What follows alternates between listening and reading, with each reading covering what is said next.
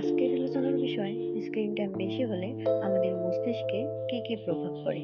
এটা আমাদের মানসিক স্বাস্থ্যকে কিভাবে প্রভাবিত করে জানার জন্য ভিডিওটি দেখুন। অনেক বেশি স্ক্রিন টাইম মানে বেশি সময় ফোন, ল্যাপটপ বা ট্যাবে কাটানো।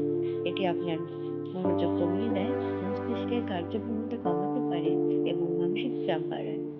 দীর্ঘ সময় স্ক্রিনের সামনে থাকার ফলে ঘুমের সমস্যা, অলসতা এবং ডিপ্রেশনও হতে পারে।